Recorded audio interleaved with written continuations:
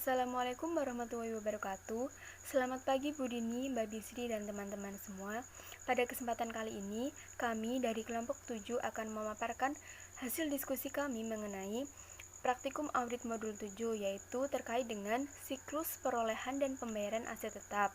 Sebelumnya, perkenalkanlah anggota kelompok kami. Yang pertama ada Niken Rizka Aulia Ziba, yang kedua saya sendiri Siti Inayatun Naimah, yang ketiga Sabila Khairunisa, yang keempat Anggi Febrianti, selanjutnya ada Farhan Novendra, dan yang terakhir ada Sylvia Cahyadewi.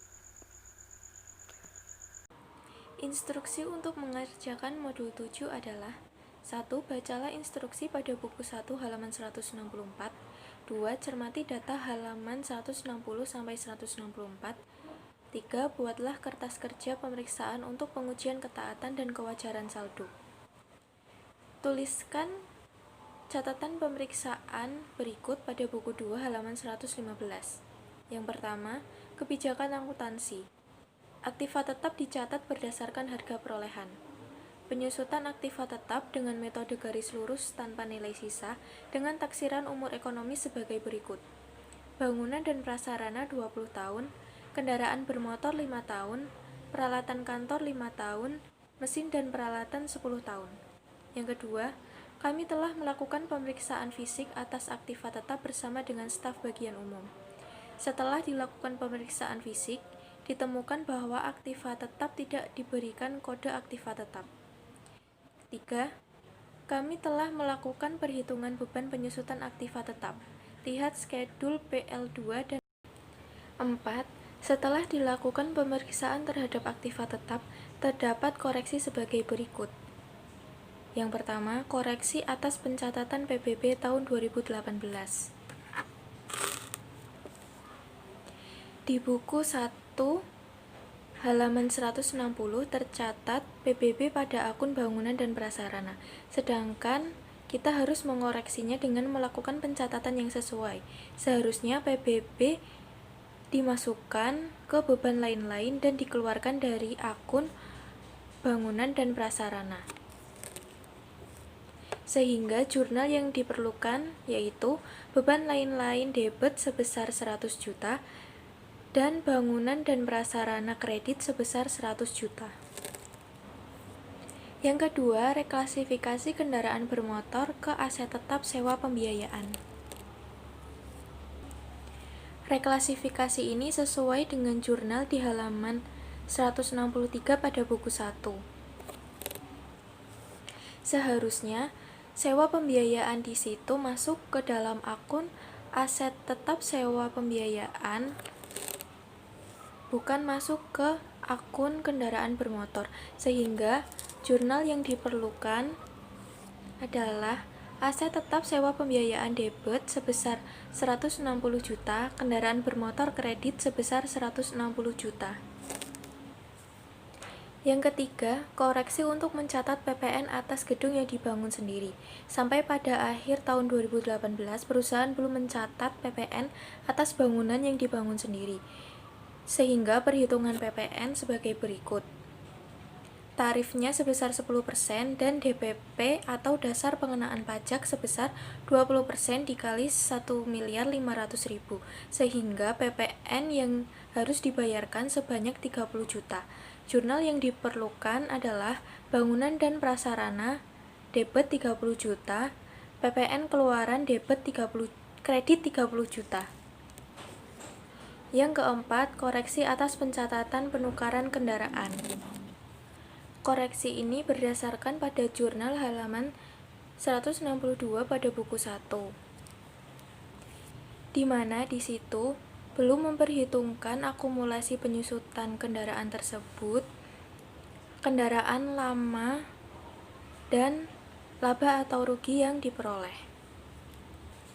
Sehingga jurnal yang diperlukan adalah kendaraan bermotor atau Colt Mitsubishi debit 59.371.000, akumulasi penyusutan kendaraan bermotor debit 16 juta, laba atau rugi aset tetap debit 4.629.000, kendaraan bermotor atau truk Nissan kredit Jurnal koreksi yang selanjutnya adalah jurnal koreksi atas pencatatan pembelian kendaraan leasing.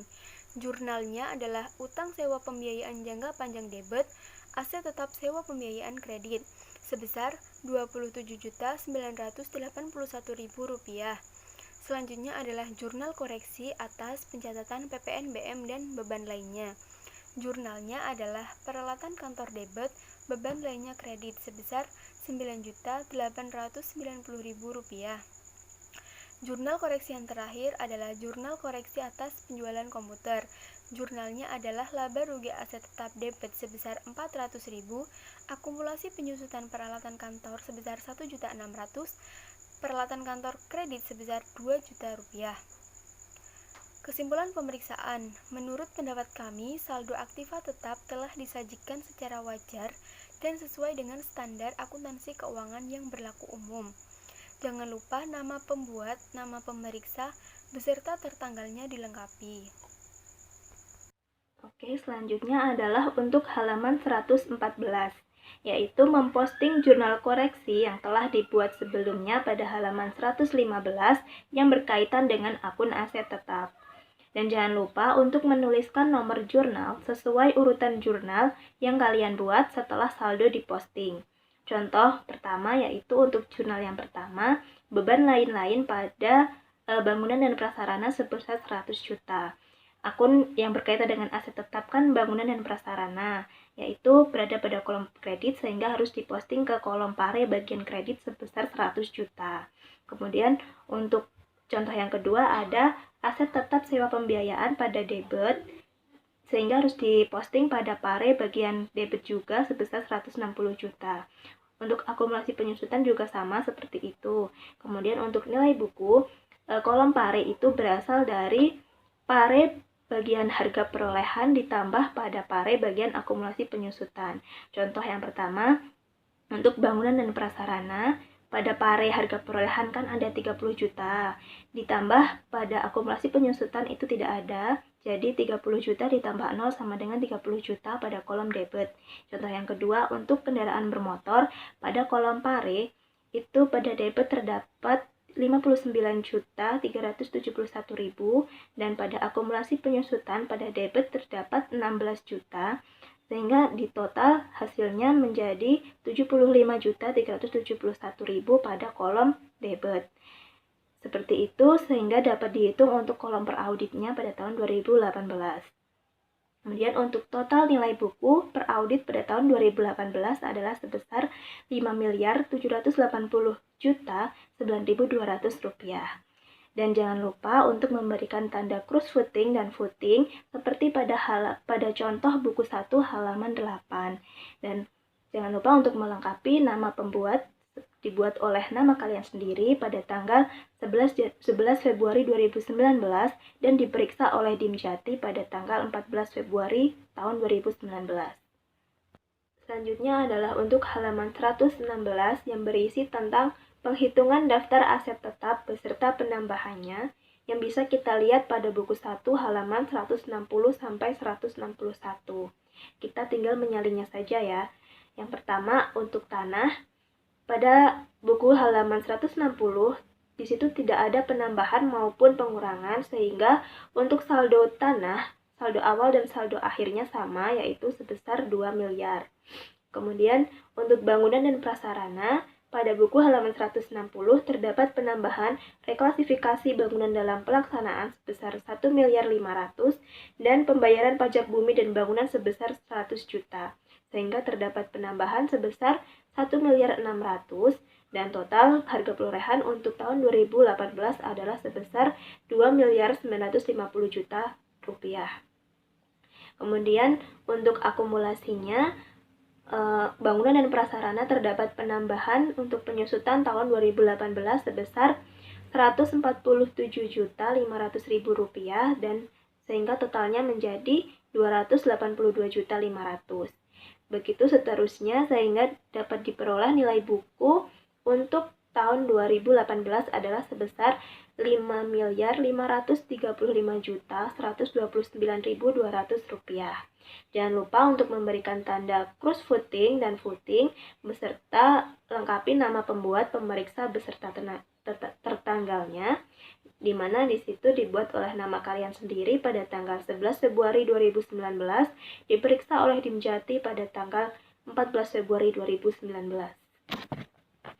Yang selanjutnya yaitu untuk halaman 120 buku 2 tentang schedule hutang sewa jangka panjang.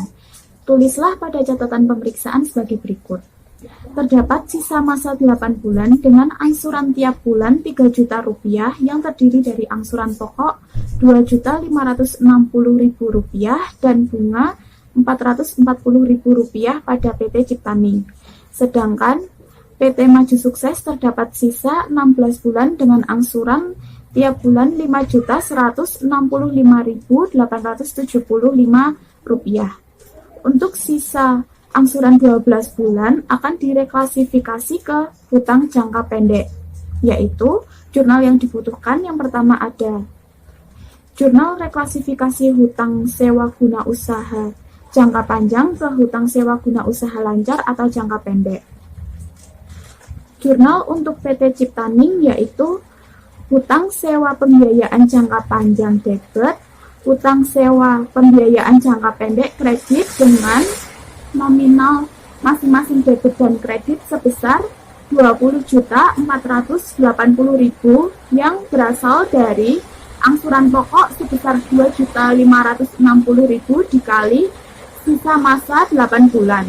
Sedangkan jurnal untuk PT Maju Sukses yaitu utang sewa pembiayaan jangka panjang debit dan kreditnya utang sewa pembiayaan jangka pendek dengan masing-masing nominal debit dan kredit sebesar 48 juta yang berasal dari angsuran pokok sebesar 4 juta dikali sisa angsuran 12 bulan.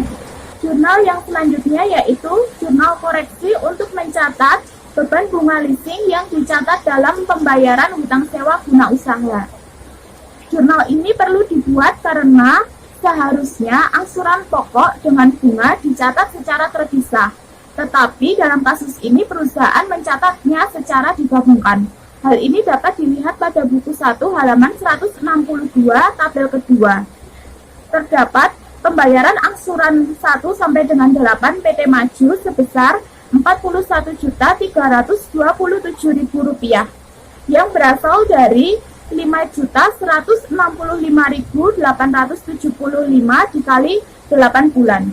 Nominal tersebut lebih besar dari yang seharusnya. Oleh karena itu, kita harus membuat koreksi untuk mengeluarkan atau memisahkan beban bunga dengan cara mendebet beban bunga dan mengkredit utang sewa pembiayaan jangka panjang sebesar masing-masing debit dan kredit Rp9.327.000 yang berasal dari bunga Rp1.165.875 dikali 8 bulan. Yang selanjutnya yaitu jurnal nomor 35. Lihat schedule J. Di sini kita tidak perlu menuliskan jurnalnya. Lalu tuliskan, kami telah melakukan konfirmasi dengan mendapatkan jawaban setuju. Kesimpulan pemeriksaan. Menurut pendapat kami, saldo hutang sewa guna usaha jangka panjang telah disajikan secara wajar dan sesuai dengan standar akuntansi keuangan yang berlaku umum. Kemudian tuliskan nama pada kolom dibuat oleh dan diperiksa oleh. Jangan lupa tuliskan tanggalnya. Untuk tanggal dibuat yaitu tanggal 11 Februari 2019, sedangkan untuk tanggal diperiksa yaitu 14 Februari 2019. Pada halaman 119 terdapat tabel sebagai berikut dan dapat dijelaskan dengan 1. PT Ciptaning dengan perkelahian 31 Desember 2018 sebesar Rp20.480.000 dengan nilai debit Rp20.480.000. Yang kedua, PT Maju dengan nilai perkelahian 31 Desember 2018 sebesar Rp82.654.000 dengan nilai debit 48 juta dan juga kredit 9.327.000. maka didapatkan per audit 31 Desember 2018 yaitu 16 juta. Dengan tambahan debit sebesar 27.981 juta rupiah. Total per klien yaitu 103.134.000, debit 96.461.000 dan juga kredit sebesar 9.327.000 serta per audit 31 Desember 2018 sebesar 16 juta. Selanjutnya yaitu untuk mengisi buku 2 halaman 118 yaitu catatan pemeriksaan, teman-teman bisa membuka buku 1 halaman 164. Di situ terdapat utang sewa pembiayaan di mana berdasarkan hasil pemeriksaan atas perjanjian kontrak sewa pembiayaan dengan PT Ciptaning terdapat sisa manfaat 8 bulan dengan angsuran tiap bulan sebesar 3 juta rupiah dengan angsuran pokok 2.560.000 dan bunganya 440.000 yang dibayarkan tiap akhir bulan. Sedangkan sewa pembiayaan pada PT Maju terdapat sisa 16 bulan dengan angsuran tiap akhir bulan sebesar 5.165.875 dan telah dilakukan konfirmasi yang dikirimkan pada tanggal 14 Januari 2019 dengan jawaban setuju yang diterima pada tanggal 1 Februari 2019.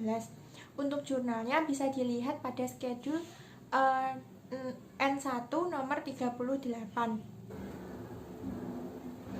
Selanjutnya yaitu memposting jurnal koreksi yang berkaitan dengan akun hutang sewa jangka pendek ke halaman 117 sesuai dengan nama PT dan nominalnya. Tulis nomor jurnal urut sesuai yang kalian buat dengan meneruskan nomor jurnal sebelumnya. Nah, setelah saldo tersebut diposting, kemudian beri tanda cross voting dan voting seperti buku 1 halaman 8 serta melengkapi nama pembuat, nama pemeriksa, serta tertanggalnya. Sekian presentasi dari kelompok kami. Apabila banyak tutur kata yang kurang berkenan di hati, kami mohon maaf sebesar-besarnya. Akhirul salam, wassalamualaikum warahmatullahi wabarakatuh. Terima kasih.